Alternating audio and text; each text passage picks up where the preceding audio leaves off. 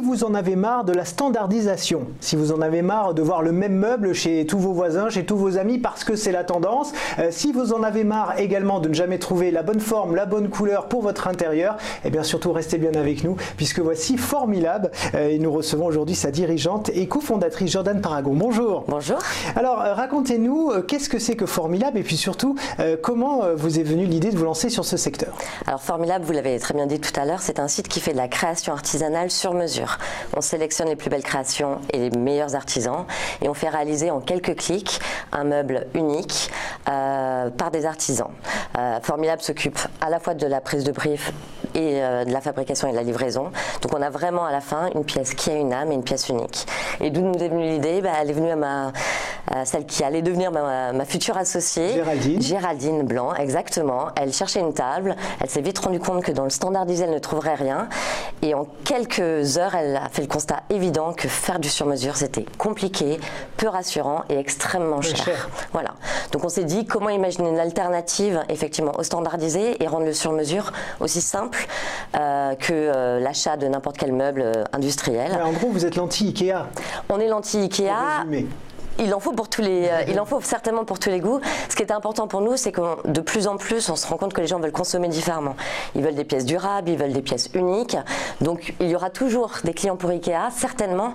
En revanche, nous, on voulait proposer un site, une plateforme digitale aussi simple que l'utilisation que le site de Ikea.fr, peut-être, mais beaucoup plus riche dans son offre et surtout où chaque pièce ne serait produite qu'à la demande.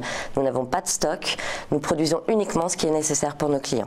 Alors concrètement, si je veux demain acheter une table chez vous, je vais sur le site et après, quel est mon chemin? Quel est mon parcours? Il y en a deux, en gros. Vous allez soit tomber amoureux d'une de nos créations et vous allez pouvoir simplement, en quelques clics, en cliquant sur un petit bouton personnalisé, choisir vos dimensions, vos finitions et vous faire livrer cette table 8 semaines après par nos transporteurs. Si vous avez une idée précise mais que vous ne trouvez pas sur le site ce qui vous correspond, dans ce cas-là, nous avons un atelier, l'atelier des tables, dans lequel vous pouvez choisir simplement, en fonction du nombre de personnes que vous voulez asseoir autour de votre table, des matériaux qui vous plaisent ou d'un certain nombre d'inspirations. Nous allons faire réaliser par le meilleur artisan une création complètement sur mesure à votre image. C'est quand même pas évident parce que personnellement, j'ai pas grande idée de la taille que je veux. Ça veut dire qu'il faut que je mesure chez moi pour vous dire concrètement. Il y a tout un tas d'informations. C'est un peu proactif en fait. C'est-à-dire que la personne doit venir quand même vous voir avec une certaine idée préétablie. Alors, c'est la raison pour laquelle on a choisi de montrer des créations. Aujourd'hui, il y a un certain nombre d'outils qui permettent de trouver des artisans. Mais comment décrire ce qu'on veut, c'est extrêmement compliqué. Combien d'asseoir de personnes autour d'une table, on parle de table par exemple, c'était pas évident de le savoir. Donc nous on est là pour donner du conseil. On peut évidemment nous joindre par téléphone via le chat, mais le site a été conçu de telle manière que à travers notre blog, à travers nos fiches produits, on raconte vraiment comment construire un produit qui nous intéresse. Et c'est l'idée de toutes ces créations. En gros, 80% des créations que l'on fabrique partent d'un des modèles qu'on a inventé avec nos artisans, parce que c'est beaucoup plus facile pour les clients de se projeter en disant j'aime ce plateau, en revanche je n'aime pas les pieds, je cherche à asseoir 6 personnes, et là on va vraiment lui donner des conseils extrêmement précis. On peut aussi recevoir des gens dans nos bureaux, évidemment s'ils le souhaitent. Alors c'est vrai que quand on pense aux sur-mesure, notamment pour les costumes d'hommes, on pense tout de suite à très cher.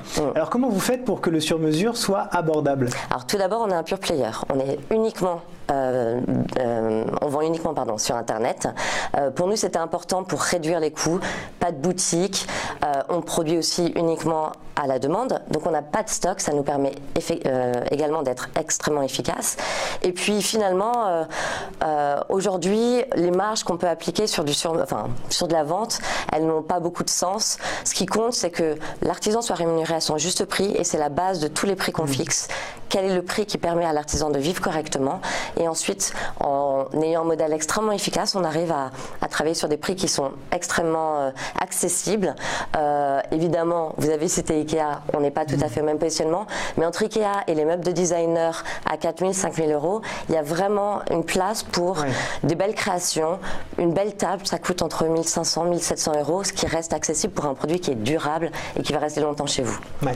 Alors, du coup, pour les collectivités, les entreprises, c'est vrai que ce sont des investissements qui peuvent être assez faciles à faire. Pour un particulier, 1700, 2000 € pour une table, alors qu'on peut peut-être l'avoir Ikea à 500, mettons, c'est un peu plus compliqué. Alors, qu'est-ce que vous leur dites pour les rassurer, notamment que c'est une pièce unique qu'eux auront fait, quoi? Je crois que la démarche, on nous dit jamais c'est trop cher. On nous dit parfois c'est pas dans mon budget. Et là, on sait aussi être créatif. On peut jouer avec des essences. Le sapin est moins cher que le chêne, donc on est capable de faire des choses qui sont à des prix plus faibles que ce que je vous ai indiqué comme prix moyen. Ensuite, très clairement, entre acheter une table et la changer tous les 2 ans parce qu'on s'en lasse, parce qu'elle ne résiste pas, ou investir dans un meuble, encore une fois, qui est unique, faire travailler des artisans, valoriser ce savoir-faire-là, c'est quelque chose qui vient vraiment d'une demande forte de nos clients, et on se rend compte qu'ils sont prêts à mettre le prix de la création et du sur-mesure. Alors vous parlez beaucoup de vos artisans, justement, donc c'est pas vous qui mettez la main à la pâte, si je puis dire, vous n'êtes pas ferronnière ou ébéniste. Comment vous les sélectionnez, ces artisans, et puis qui ils sont? Alors, on a des profils très variables. On les appelle les néo-artisans. Beaucoup d'entre eux ont eu une vie avant. Ils étaient dans la communication, dans le marketing, dans la vente. Et puis un jour, ils ont eu envie de faire des choses avec leurs mains. C'est certainement un de nos points communs. Après 15 ans dans le marketing, mon associé et moi, on a eu envie de faire des choses, de faire ce site. On l'a fait nous-mêmes, d'aller rencontrer des vrais gens qui font vraiment des choses. Aujourd'hui, effectivement, nos artisans sont partout en France, en Bretagne, près de Carcassonne, près de Lyon. On est aussi allé chercher le savoir-faire au-delà de nos frontières, en Hollande, où il y a des savoir-faire incroyables dans les bois recyclés, à Berlin, où on fait réaliser nos néons par des gens qui travaillent le verre soufflé de manière artisanale. Donc l'idée, c'est d'aller les rencontrer un à un. On a fait en juillet un tour d'Europe en camion avec mon associé pour aller les voir, pour reparler avec eux de quelle est la tendance, qu'est-ce qu'il faudrait faire pour vraiment offrir les meilleurs produits à nos clients. Et pour nous, c'est important vraiment de les choisir un à un pour avoir des gens qui travaillent avec les mêmes valeurs et à l'image de ce qu'on a envie d'offrir sur Formilab. Alors vous avez également une démarche durable. Comment ça se matérialise? Alors l'idée, c'est elle est double. Soit on essaie de travailler beaucoup les bois recyclés. Les vieux chênes, c'était des anciennes portes qui peuvent devenir demain des tables. Des planchers de wagons SNCF qui ont été jetés et qui sont récupérés pour faire des tables qui sont réellement des pièces uniques. Ça, c'est le premier point, c'est recycler, essayer de travailler des matériaux qu'on peut réutiliser. Mais vous ne participez pas à la déforestation du Brésil, par exemple. Vous essayez en tout cas. On essaye, non, et on ne va pas sourcer nos bois au Brésil. La deuxième démarche, c'est que pour les chênes neufs, pour chaque commande d'arbre, on s'est associé avec Reforestation, qui plante un arbre pour chaque commande faite chez Formilab. Pour nous, c'est important un peu de rendre à la nature ce qu'elle nous a donné et d'être dans une démarche vraiment durable. Mais effectivement, vous déplantez, je dirais, un arbre et puis vous le replantez, c'est plutôt de bonne guerre. C'est ce qu'on essaie de faire en tout cas. Alors, donc vous parliez tout à l'heure d'un pure player, c'est-à-dire que c'est principalement en ligne, mais vous êtes à la recherche d'un showroom actuellement à Paris, parce que vous vous êtes rendu compte que les gens avaient besoin de toucher, de voir. Ça aussi, c'est effectivement important. Exactement. On sort là, ça s'est fini hier, du salon Maison Objet où on était pour la première fois exposant, et l'accueil a été exceptionnel, et on se rend compte que tous les gens qui passaient à côté du stand touchaient, regardaient. Le bois, il a besoin aussi de... Le bois, quand on voit du joli bois, on a envie de toucher, on a envie de sentir l'âme du bois. Exactement, surtout que nous on travaille que du massif, donc on a vraiment conçu le site pour avoir un maximum de photos pour que les gens se projettent, et ils peuvent acheter effectivement uniquement en regardant quelques photos sur le site. Mais c'est vrai que pour nous, avoir un showroom qui ne sera pas une boutique, vraiment c'est un endroit où on présentera quelques-unes de nos plus belles créations. C'est un endroit pour nous où on peut échanger avec nos clients, en particulier sur les professionnels, les prescripteurs qui ensuite vont être chargés d'expliquer nos créations à leurs propres clients finaux.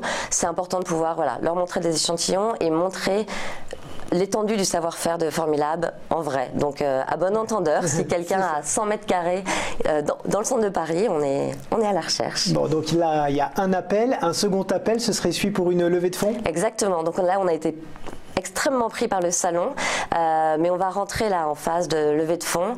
On a un modèle qui est assez simple, parce que comme on ne produit qu'à la demande et sans stock, on a un besoin de fonds de roulement qui est négatif.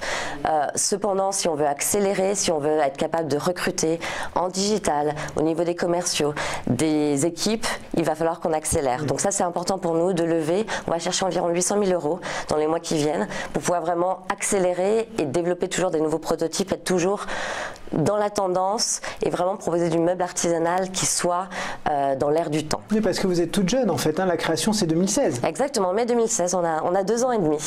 Alors du coup vous restez, comme je le dis, une petite, enfin en tout cas une jeune entreprise et petite entreprise pour l'instant. Vous n'avez pas peur de la crise de croissance, d'aller peut-être trop vite, trop tôt? Ce qui est sûr, c'est que voilà, on est en plein dedans, on a beaucoup de succès, on en est vraiment ravis. L'avantage avec encore une fois un modèle digital, c'est que quand le digital se met au service de l'humain, on peut vraiment être hyper efficace. Donc pour nous, travailler sur les process, essayer vraiment d'investir dans l'outil, ça nous permet ensuite de faire réaliser des choses dans le bon timing, d'être efficace en logistique, etc. Donc on travaille là-dessus, on l'avait clairement anticipé. Ce qui est sûr, c'est qu'aujourd'hui, on a un outil qui fonctionne et qui nous permet vraiment d'accompagner la croissance. Et on a aussi, surtout, le réseau d'artisans. On a beaucoup travaillé sur le sourcing en amont pour être sûr d'être capable de faire face à une augmentation de la demande. Et c'est ce qui va se passer, on l'espère, après Maison Objet. Donc on est prêt. Eh bien, merci beaucoup, Jordan Paragon, d'être venue nous en parler. Je rappelle que vous êtes cofondatrice et dirigeante de Formilab.